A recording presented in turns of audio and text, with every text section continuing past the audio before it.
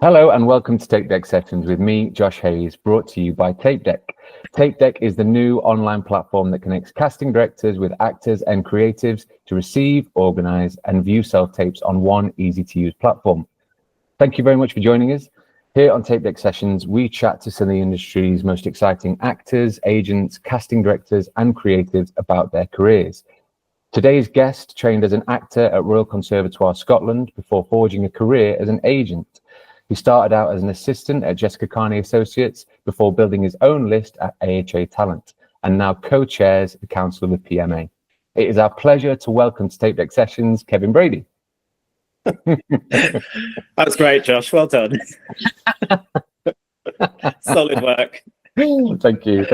Was it accurate at least? Yeah, it was pretty accurate. Yeah, well done. Thank you. I always get a bit thrown when people start saying Royal Conservatoire Scotland. So I'm like, oh, no, but it's called that now. But it was actually the Royal Scottish Academy of Music and Drama when I was there. That's exactly RSAMD. But now everyone knows it as RCS or. I know, but I slip up all the time. What's it called? Yeah, where? I remember someone once having a go at me because they were like, "Oh, do you think the name change is a good idea?" And I was like, "Yeah, I think it's absolutely fine." They're like, "Yeah, but they're going to have to change all the letterheads on the paper." I was like, "I mean, that's all right." Yeah, I don't think that's going to be the biggest problem, guys. They'll probably just phase it out slowly. You know what I mean? It'll be fine. Don't worry about it. So, Kev, take us back to the very beginning. How did you get your start in the business? What brought you to the business?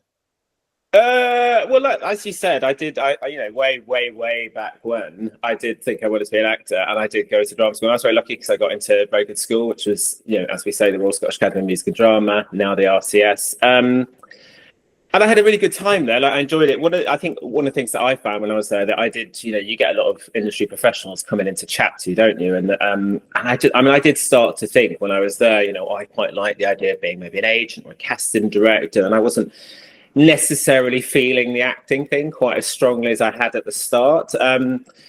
I didn't realize it would happen so quickly. I graduated and I did a few bits of work and stuff, and I basically started getting assistant work, which I was applying for at the same time. And I was doing that very London thing of temping around and stuff, and it just the transition just happened very, very quickly, and I was quite happy about it. And I started at Jessica Carney Associates as an assistant, and then after about, I think it must have been about 3-4 years, I moved over to what was then Amanda Howard Associates. And I was a sort of associate junior agent there. And then over time, I became a director of that company. I became a full agent. Obviously, I have my own list. Amanda is now retired. And the company's AHA Talent, of which I'm a director along with some of my colleagues. So yeah, I don't know, how old am I? That must be I graduated in 2004, so yeah, it's been I've been out in the business about just over 20 years, and I think I've been at AHA, Amanda Howard Associates, for about over 15 years now, I think. So yeah, God, that's a long time. Yeah, it is. But to be honest, it's really interesting. Tell me about that sort of. What was the thing that made you go? Obviously, you knew you came to RSAMD wanting to be an actor, but what was the sort of the thought process of going, actually, I'm not sure that is for me? I think a lot of it, I think there's lots of complexities to it. I think, I think you get a bit of a reality check at drama school, don't you? You know what I mean? It goes very quickly from being the thing that you kind of do, which you love, but it's fun, and you're doing all youth drama. And when I did all the youth theatre stuff, and I did, the kind of, drama at secondary school, and then I did performing arts A-level and all that. So I think, but it's still kind of something you do that it's not just fun, but, you are very invested in it. But drama school very much turns it into, what is going to be your job. And, you're going to have to pay your rent from it, you're going to pay your bills from it, etc. And I don't know. I think some of it might have been a lack of confidence in myself. I very freely admit, sort of thing. I think I started to get a very clear idea of what sort of an actor I'd be if I was out there, maybe thinking about how difficult it would be, etc. And I think I knew I'd probably be quite good at this other thing as well. And I was always that massive geek at drama school that was arranging the trips to the theatre and doing the admin, all that shit. So I just go, oh, can I say shit? Of course you can. Of course you can.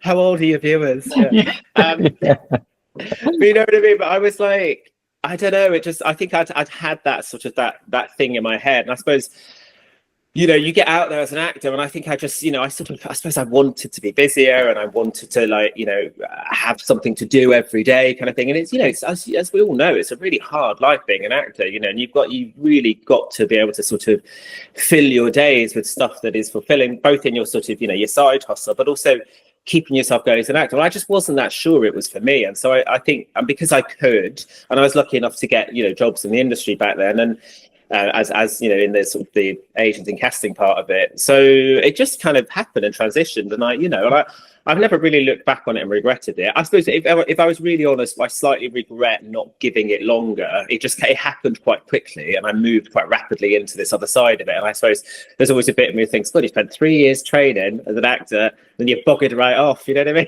mean? Yeah. So, but it's just the way it was, and that's what happened. And I'm very content. I don't regret not being an actor now. But I have huge admiration and respect for actors, because it is, it's a very difficult life, and it's a hard thing. I think not just to get work, but to keep that motivation going. I think is quite a difficult thing. And how did you find drama school? How was that experience for you? Yeah, it was good. It was interesting. I made some of my best friends in the world there. People I'm still, godfather to their children, because that's what happens when you get old, isn't it? All that stuff's happened, and I've still got very, very close friends. I enjoyed it. I think drama school is a hard thing to do. I think it's changed a lot. I think in recent years, I think what drama school is, there's been a bit more sort of respect for people's mental health and stuff like that. I think it was a slightly different place way back when, and we all have stories, don't we? But I had a really good time. I really enjoyed it. I found it very hard work, as we know. You look at people at other sort of higher education, you're kind of like, oh, we were in 9 till 6 every bloody day, and they had free reign over evenings and weekends. So it's hard work, and I think I was quite nervous and unconfident about my own abilities and stuff. I found that, and again, as you get older and more confident, I look back on it and go, you should have just given that more of a go. You know what I mean? And I always felt a bit like I was a bit reticent to sort of be myself. And, I think, it's long enough ago that, I'm a gay man, and I think back then I still had this real sense of like, oh, you can't be gay in the industry, you would never get cast, sort of thing. And so stuff like that was playing on my mind a lot about, what sort of an actor I would come across as. So it was good. I really enjoyed it. I'm really glad I went, and it was a great school to be at. It still is a great school, but I think, it was hard work. Yeah. And then, so obviously making the decision to think, actually, I think I'd like to try being an agent or being an assistant or perhaps casting. How did you find that first foray into being an assistant? What were your preconceptions to it, and how was reality? I think, even when you get agents coming into drama schools, which, I'm sure we certainly had, that people come in, they chat to you. And I think it is difficult to understand what the role actually is and what's going on day to day. It is a bit of an eye opener when you sort of see the reality of the industry. It's different, I think, to what actors think is going on day to day, just in a very pragmatic. Oh, is that my bloody phone going off? Can you hear that? No, all good. Oh, all right. Sorry. I've got an incoming call from the office. I should have muted them. You can take I'm it. just very busy. No. I'm a very busy working agent, Josh. So I got that. I think I think I didn't understand necessarily what the job actually entailed and what would be happening day to day. So that was quite a shocker. You kind of see, well, this is what works. This is not what I thought it would be, but. Yeah, it was interesting. Obviously now it's like the norm. It's sort of what I see day to day. But I think way back then I was quite like, oh, this is how it works. Tell us about that. Can you give us any sort of examples? I'm really curious about that. I suppose it's stuff like, everyone knows about Spotlight and stuff. And I suppose it's that process of how you go about, kind of tiny actors' work. And of course, a bit about it. But I think it's kind of understanding. I was quite surprised. You become quite aware quite quickly of how many people are trying to do this. You know what I mean? There are a lot of actors out there, and there are a lot of actors being suggestive of stuff. So that sort of that not battle as such, but that kind of trying to get your actors work and trying to get them noticed and trying to get them in the room. Or back then it was very much going in the room. It was before the days of the self-tape. Now it's obviously about trying to find the self-tapes, but it's still the same thing where you're kind of you're hustling and you're pushing and you're kind of figuring out how to work those relationships. I think was quite surprising. I think I'd kind of always thought oh, maybe you just shove them up and then you make a phone call and then the casting director gets them in, sort of thing. And actually, there's a lot more to that because casting directors are very savvy. Obviously, they know what they're looking for, and I think agents have to respect that. So I think sometimes actors think, oh, my agent should just be able to call up a casting director and they'll immediately get them in. And if they haven't, the reason I didn't get seen for that is because they didn't do that. And it's not necessarily the case. It's very much up to the casting directors to decide who they want to see. So I think I was surprised by kind of how important it was to build those relationships and to know when to push and when not to push and to respect what a casting director wants and what their vision of it is.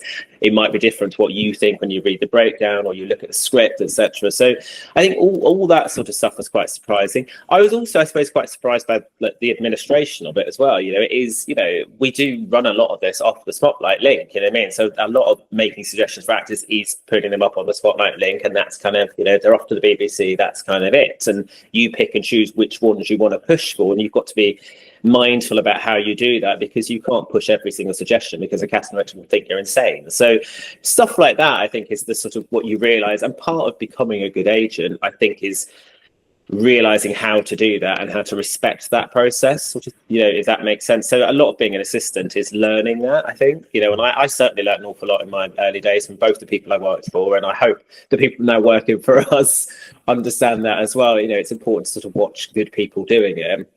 Yeah, absolutely. And I'm really curious, do you remember there being a certain point where you were an assistant and had that realization of, oh, actually, I'm really good at this, I'm really enjoying this, I'd like to push on?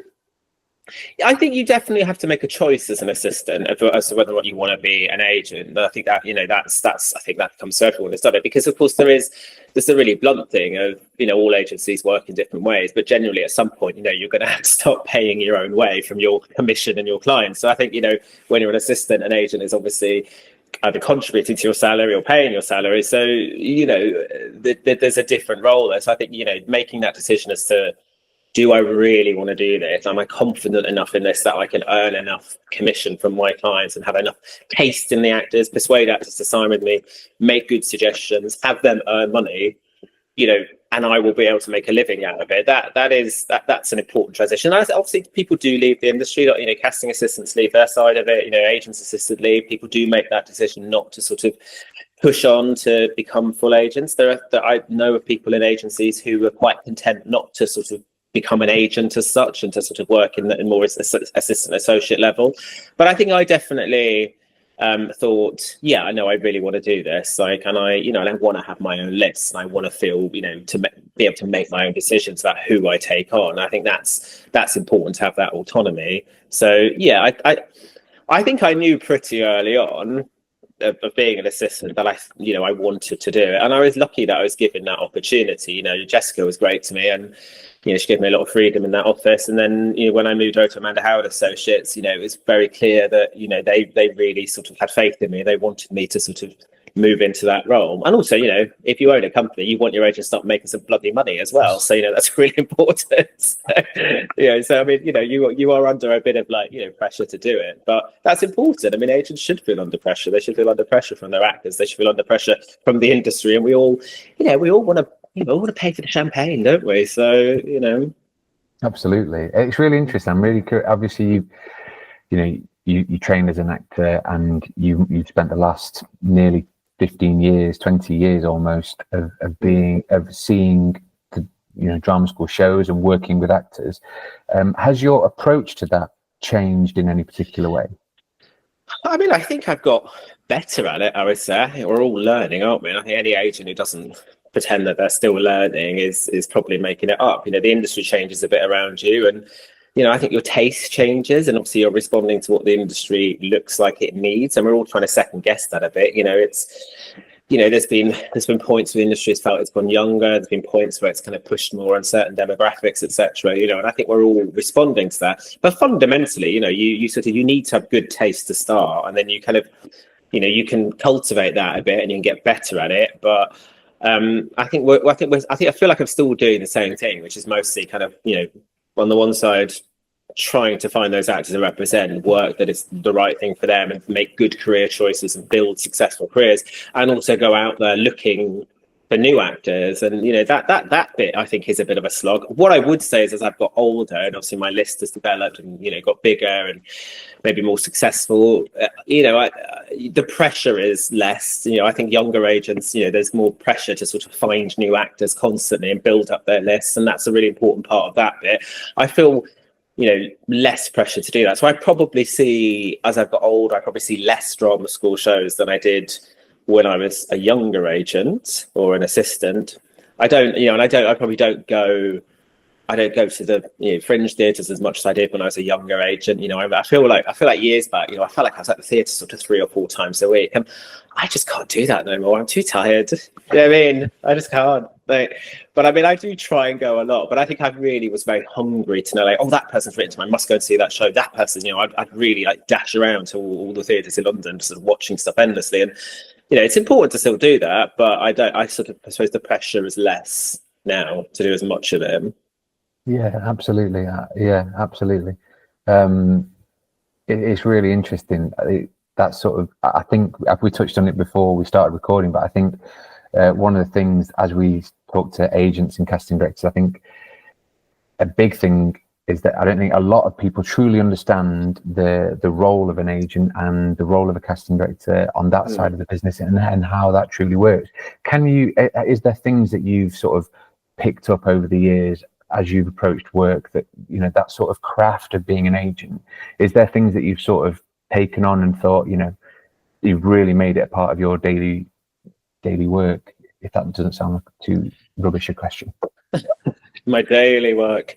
I mean, I think the job is still fundamentally the same. Actually,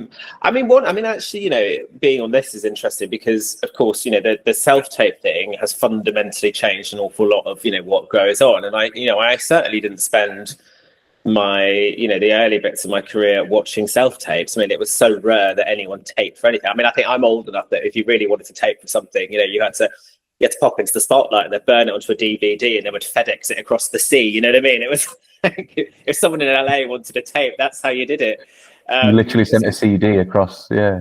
Like put it in a little FedEx envelope and it get posted. I remember, wandering around, Soho, dropping like people's showreels into, a casting director want a showreel. Oh, I'll drop it round, be on a DVD. The officers all had, we had shelves full of VHSs of people's old showreels and stuff. But I mean, but what that means is now, because it's all about the self-tapes and stuff, we do, I spend a lot of time in the mornings watching people's self-tapes, and my assistant does the same, and that, and it's an interesting thing because, of course, obviously actors, they want your opinion on it, and they often want us to pick, which ones. And, we were joking before, weren't we, before we started, that, if someone's sending 47 tapes and going, oh, pick the best one, you're like,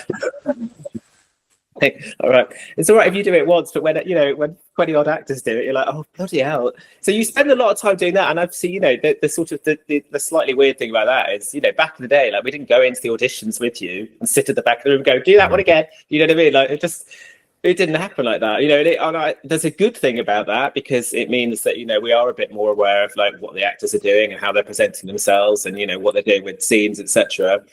But it has changed the game a little bit because I think obviously, that dynamic has shifted a bit, and it means that we spend quite a bit of time focusing on that. In terms of the other stuff, I mean, not sure. I still feel like ultimately I am very much doing the same thing that I used to.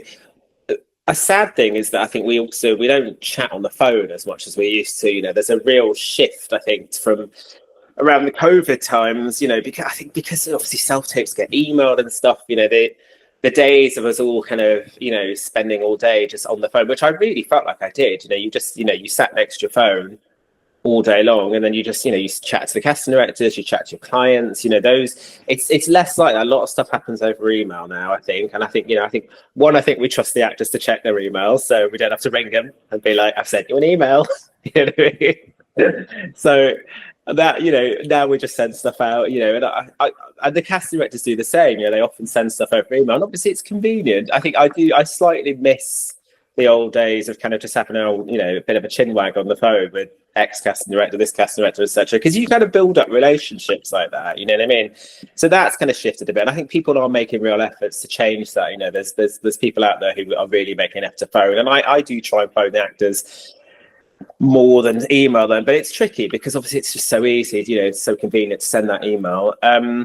It's actually the same with between the agents and casting directors. I feel like we used to see a lot more of each other back in the day because, of course, an awful lot of the casting directors, it's just not necessary for them to have offices in town anymore. So, you know, it very much used to be the vibe that all the agents were in the West End and all the casting directors were based in the West End because you sort of had to have an office. And I think agents still very much have that, but we're doing a slightly different job. So it means that, you know, in a really blunt level, we're not all just meeting in the pub on a Friday night anymore. You know, that used to, when I was an assistant, you kind of met everyone else because everyone was assistants together. So the different agents' assistants would all come together, the casting assistants would come together. And, you know, actually, when I worked at Manor Howard Associates, our office was very much at the centre of Soho. So the blue post underneath our old office on Berwick Street was very much a meeting ground on a Friday night to sort of, to share some gossip. But that's changed a bit. I think younger people in the industry aren't necessarily getting that experience in the same way. So it's not quite as easy to build those relationships, which I think a lot of us rely on these days. The people I knew who were casting assistants when I was an agent's assistant are now, you know, they're very much the sort of lead casting directors on stuff. So I feel like we built solid relationships way back when because, you know, we got pissed and cried on a Friday night, you know what I mean? Yeah, it's interesting, isn't it? I think so much has changed in the industry, you know, just from COVID having 90% of castings being via tape now. And then we had the writer's strike. How have you seen the industry progress, and where do you think it's at right now?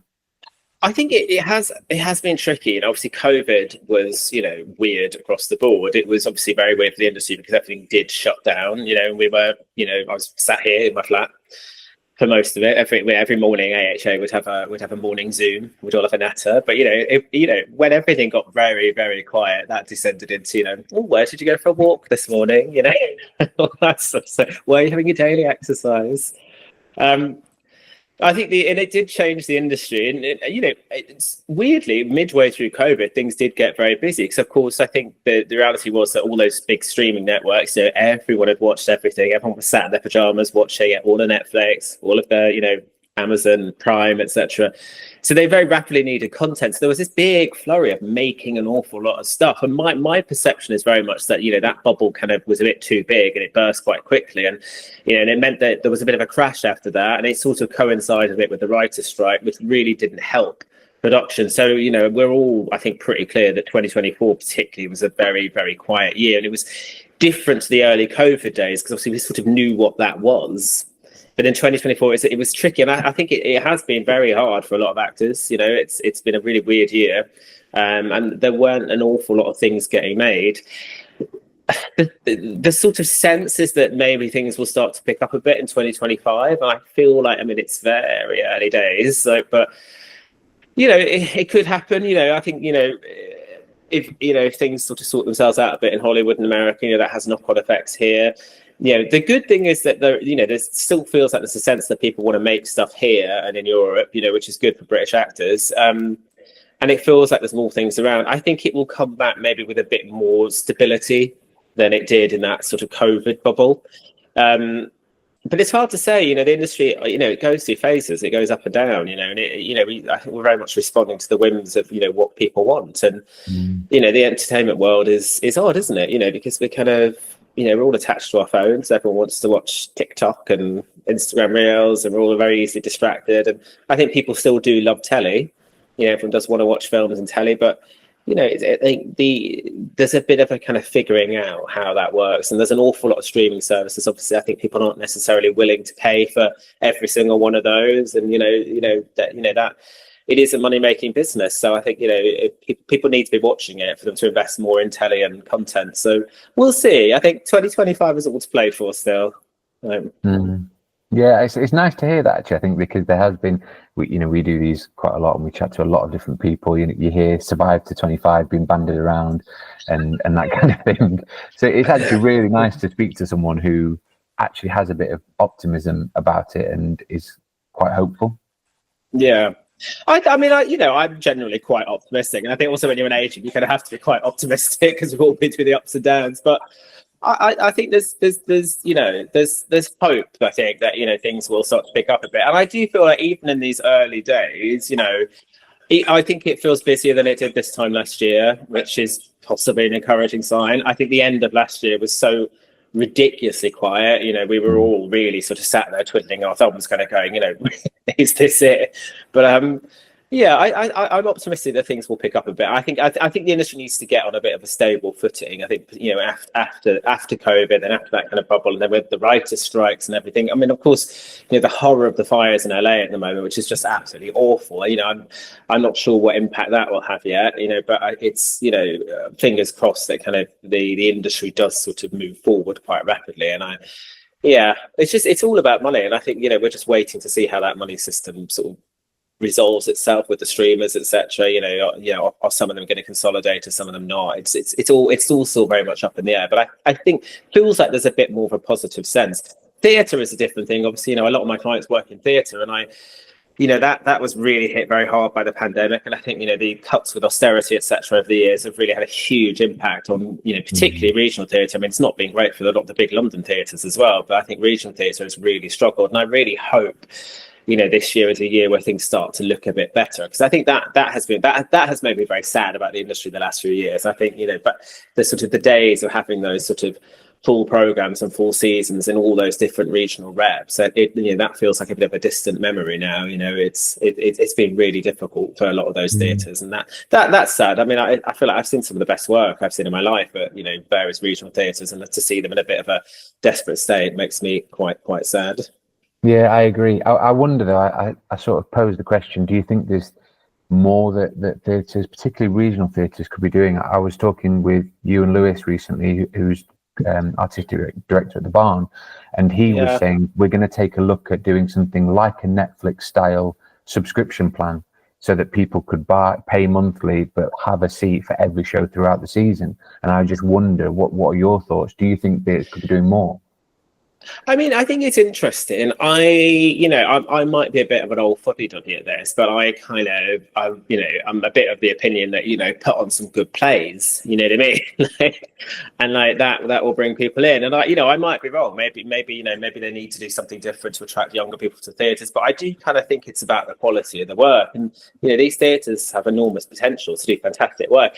I think it is probably it's ultimately a funding problem, and I think austerity did have a massive impact. COVID had a huge impact, and then of course there was a political drive with the last government, shall we say, that I think had an impact on Arts Council funding, etc. And I think there's a problem there if you're taking money away from some of the sort of premier theatres in the country, and the sort of companies that are capable of making incredible world-beating work that kind of brings them in money, it gets them transfers, it gets them commercial stuff, whilst trying to push something else. And there should be enough scope within the theatre world to sort of do really good community-led stuff, etc., and also put on some fantastic plays that bring in audiences. And I think I wonder if the balance of that got a bit shifted. I'm not pretending to be an expert on it by any means, but I do worry that kind of we've started doing some things at the expense of others. And I would like to see I'd like to see good programmed theatre again, where there's some really great new plays. And I think we are seeing more of that, and there's some fantastic work. Man, I saw some fantastic theatre last year. I just feel sorry for a lot of these regional theatres. I think financially they're struggling to get some of that stuff out. And I know there's fantastic artistic directors out there, and there's really good actors waiting and willing to work there. And it just I think they're struggling. I think it's mostly a funding issue, and I'm very happy to be corrected. But I think we just need to get some proper money back into the theatres so they can put on some fantastic work. No, I absolutely agree. I think you're absolutely right. I think it is a funding issue, and I find it really bizarre that we have such good culture, such a good cultural history. Even in recent history, the last 20 years, we've made some terrific work that's gone around the world, and I find it bizarre that we wouldn't capitalize on that. If we took at any other industry and said, well, we're really good at that, we have world-beating stuff, why don't we fund that more? I find it really bizarre that the last government, and I'm not sure what this government's plans are, but I find it bizarre that no one's gone, why don't we make that a real focal point of, of our planning?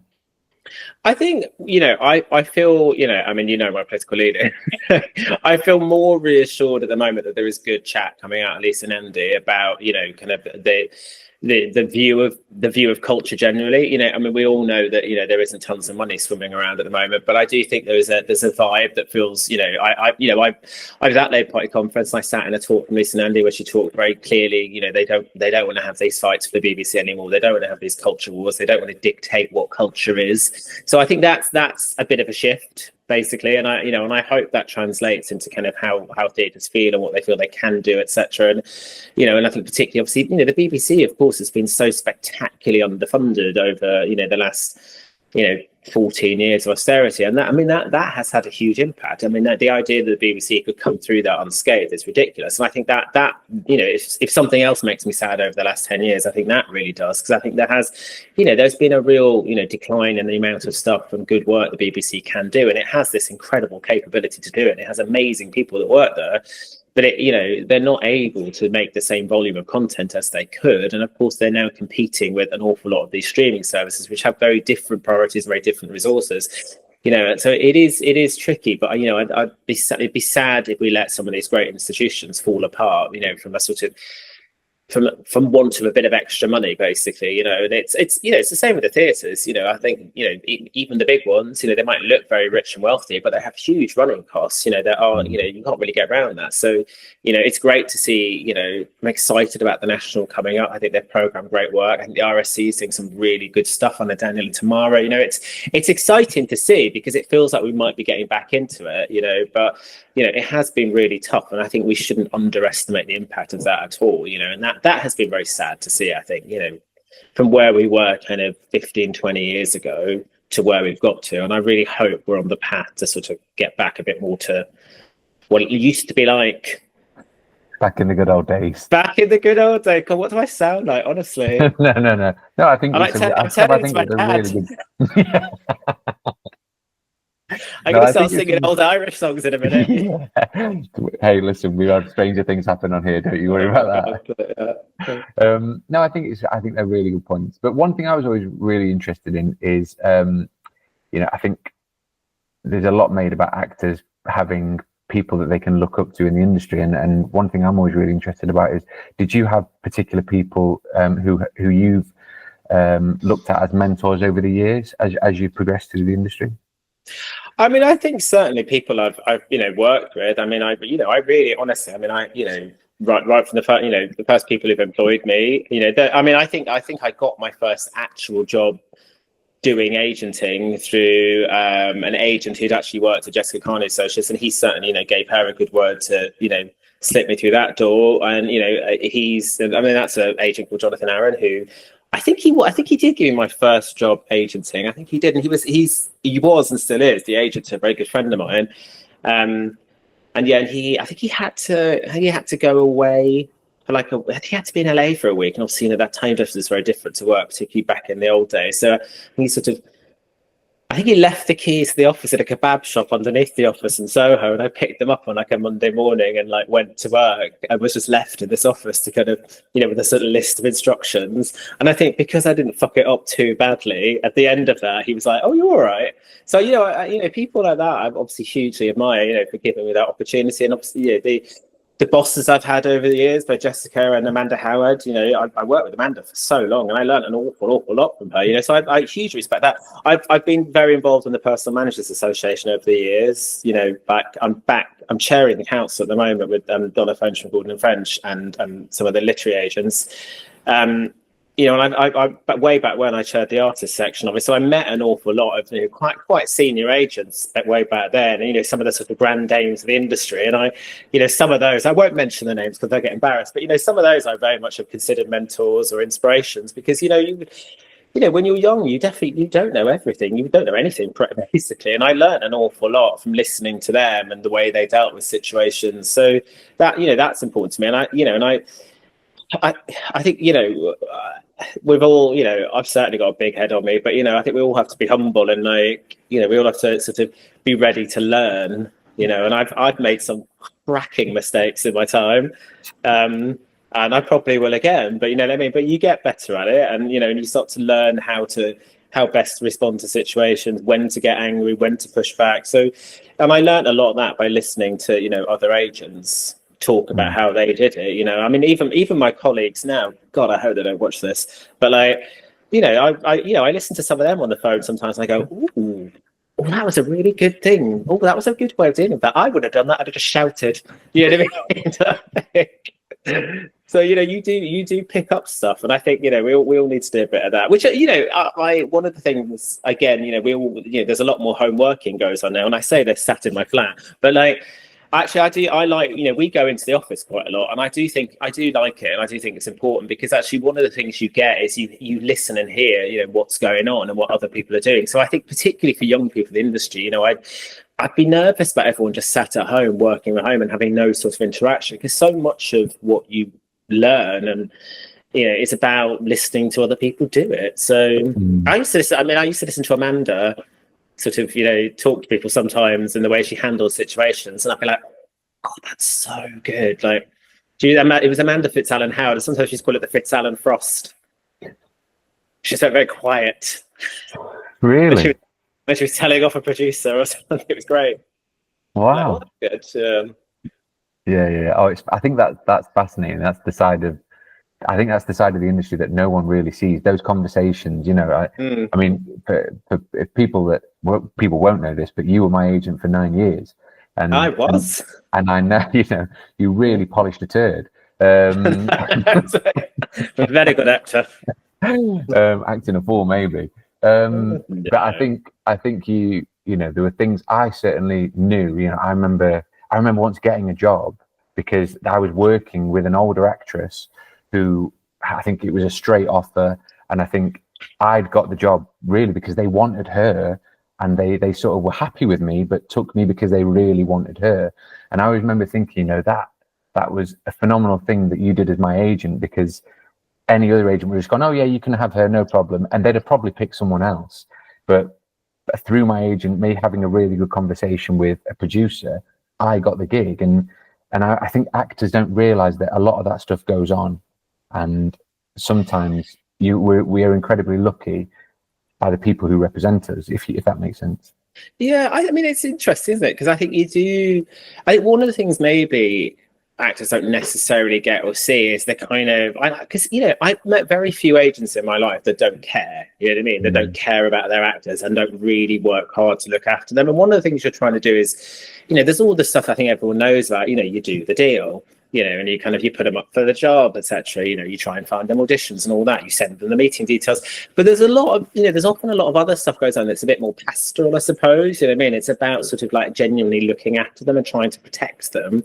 And I think that, you know, I think there's sometimes perception this industry is just full of evil people trying to, you know, get one over on everyone. I don't think that's necessarily the case, but of course, you know, people have differing priorities, and so I think sometimes, you know, a lot of an agent's role is to try and like find that balance between protecting your actor and, you know, against the wishes of maybe, you know, a producer or a director or something, because, you know, they're not quite realizing why this thing is important. I think, you know, we do quite a lot of that, and it's about, you know, it's like communicating that to your actor as well, you know, kind of, you know, and I think we're always very honest with our actors, but I do think also agents sort of have to protect their actors, you know, mental health sometimes a bit. And I think if we sort of spent the whole time going, you know, we'll put you up for this, I didn't want to see you, put you up for this, I didn't want to see you.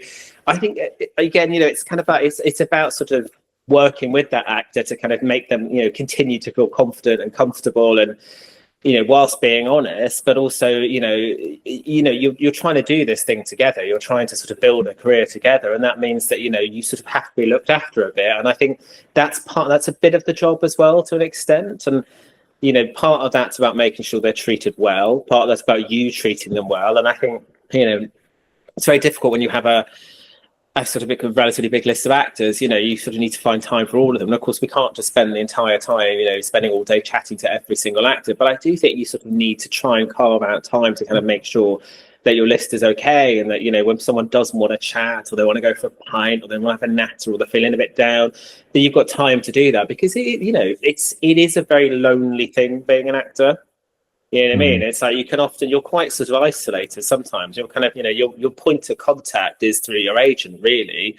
You know what I mean? Obviously, everyone builds up a network, everyone has contacts and stuff, but generally, your sort of first port of call into the industry is through your agent. And I think we have to recognise that sometimes, about making sure that channel is open, and we're willing to have a chat and communicate both ways. And I think it can be a bit tricky sometimes for actors when they're sort of sat at home, waiting for the phone to ring, kind of thing. And it's important for actors to figure out how to navigate that themselves. How do you fill your day? How do you find things to do? Are there things you can do when you're not getting meetings, maybe? Because everyone has ups and downs and stuff. But I think we need to be quite an important part of that, and making sure that and I think sometimes I do sort of sit there and think, God, I haven't spoken to that person for a little while. I wonder if they're okay. And you kind of need to reach out, because it's bloody hard, as you know. Yeah, but I think that's the interesting thing about it as well, Kev, is that not only do you have to look after actors, but every actor is different. So some actors need their arm around the shoulder, the gentle approach, and some actors need the opposite. Some actors need pushing. And I suppose that must be a skill. That must be a huge skill in itself, of not only knowing your actors' ability and what they can do, but also how to manage them. Definitely. I mean, obviously, and it's all about personal relationships. I mean, you tend not to look after people you don't like. You know what I mean? I mean, that's important. But everyone is different. You have different relationships with different actors on your books. In the same way as you have in life. You know what I mean? You have some relationships which I think are a bit more professional, and that that's kind of up to the actor sometimes. It's like, I think particularly sometimes you have older actors who perhaps been around a bit. I'm not saying they're more resilient at all, but they've been around the houses a few times, and so maybe they often need sort of less immediate kind of are you okay? Everything all right? And they don't necessarily need to call after an audition to tell you how it went, sort of thing. They don't necessarily have to sort of give you like a running feedback on kind of the process of doing a tape. And whereas you have some actors, often younger actors who are sort of relatively new out of drama school, where it's all a bit more uncertain. You know what I mean? Like,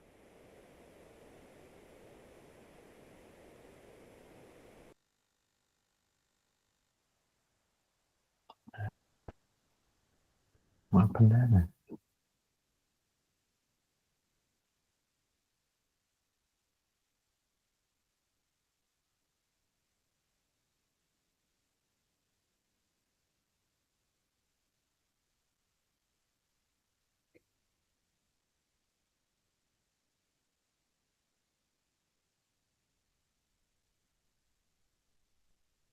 Oh dear.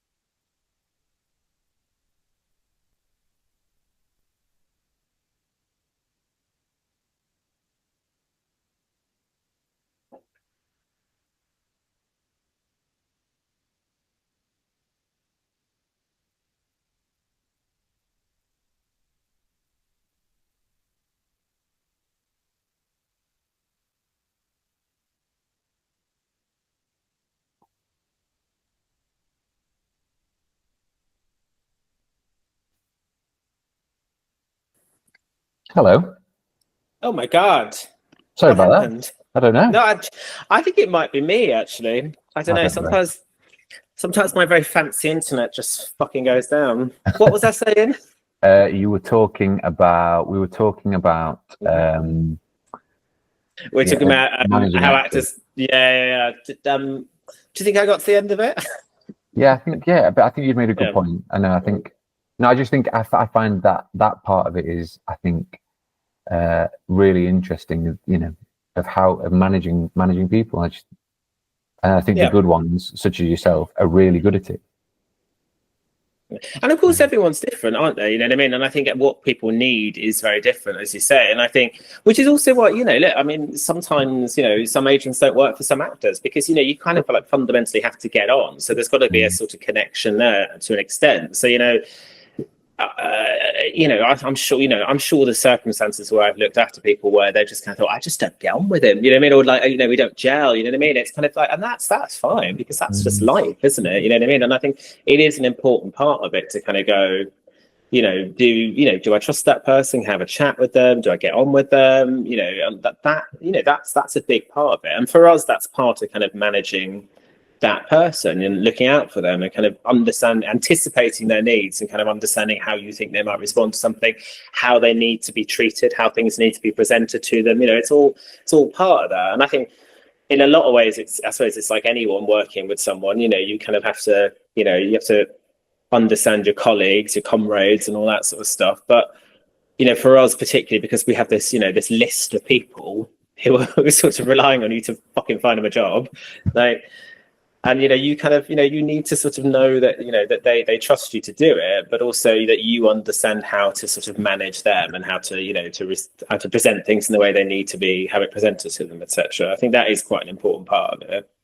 And also I think there's the other side. I mean, for anyone that's watched Entourage and seen Ari Gold or that kind of thing, or the French series that was on Netflix recently, I think a lot of people think it's a case of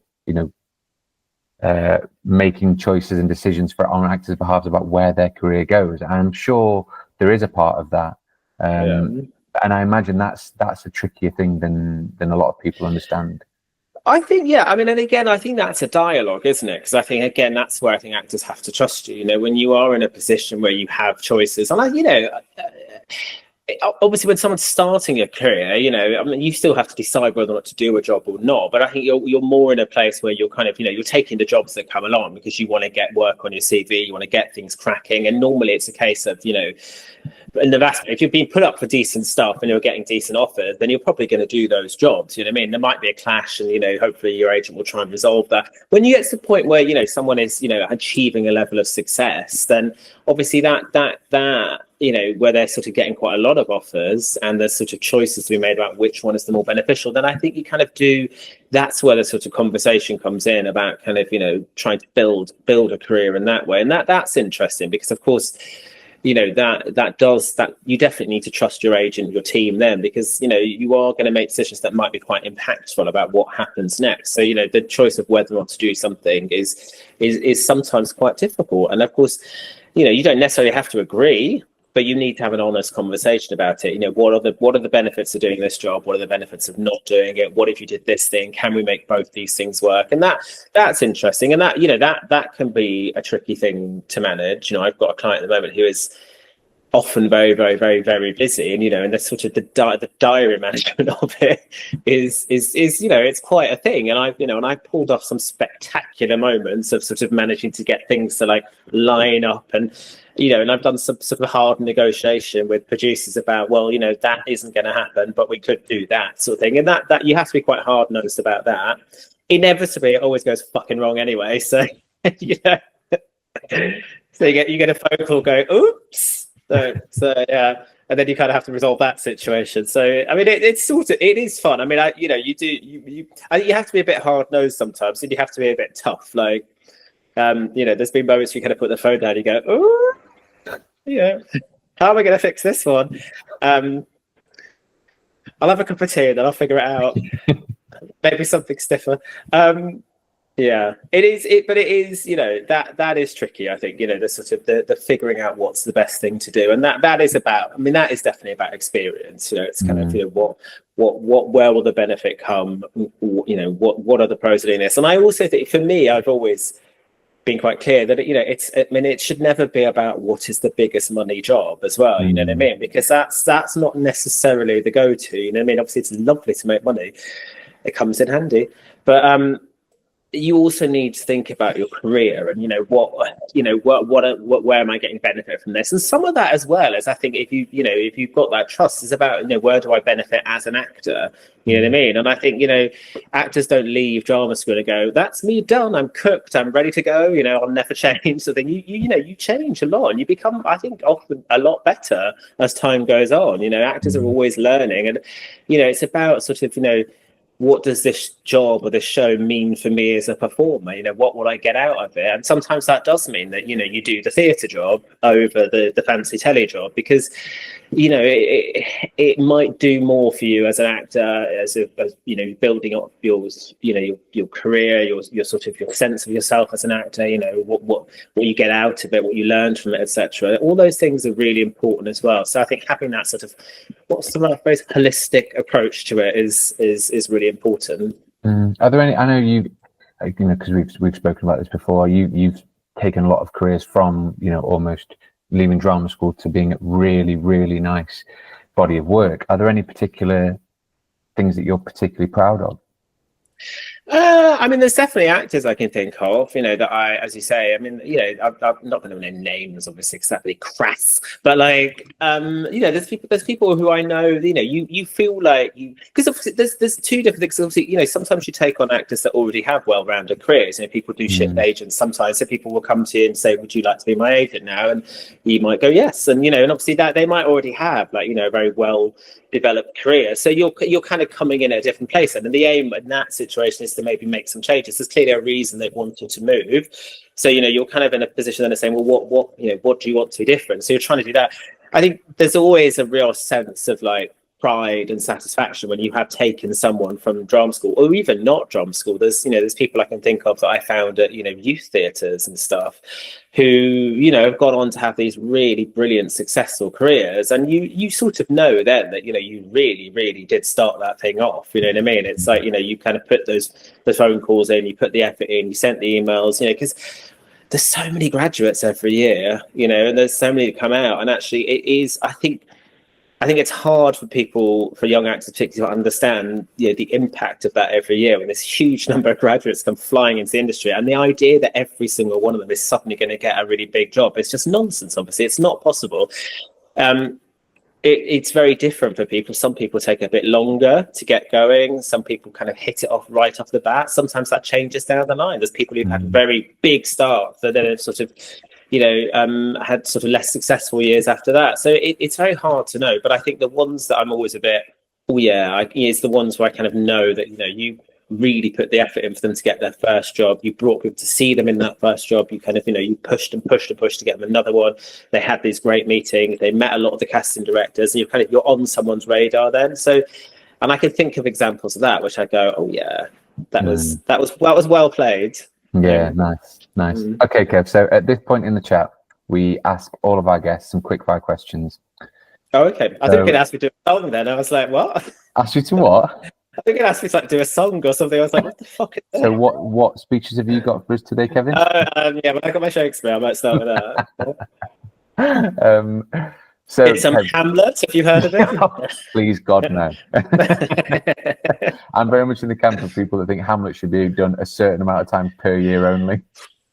It's very long. I don't know if you know. It's a very long show, and it's wonderful. But once a year is plenty, guys. Once a year. Absolutely. So, Kev, can you give us 3 things you love about your job? Oh God. I love actors. It's really good. Great. I love getting to go to the theatre all the time because I love going to the theatre, and I love the people. Nice. In the industry, I love casting directors. I love agents. I think they're a great bunch of people. Yeah, it is. I'd absolutely agree with that. It is a wonderful industry filled with wonderful people. And if you could change one thing about the industry, what would it be? I think at the moment, I would like us to chat more on the phone. Genuinely, I know I mentioned it before. I think I feel a bit bereft, being a bit old school, that kind of a lot of those old habits of chatting. I mean, I probably should have chatted less at times, but but I miss just having a gab on the phone. You know what I mean? There was a lot of that used to go on. It just happens less anymore. You'd have a natter with a casting director, swap some gossip. It's where you got some of your best gossip from. You know what I mean? It was absolutely. Absolutely. You know what such and such did. Brilliant. Okay, and so you're on a desert island. You can take one film, one play, and one musical with you. What are you taking? Oh God.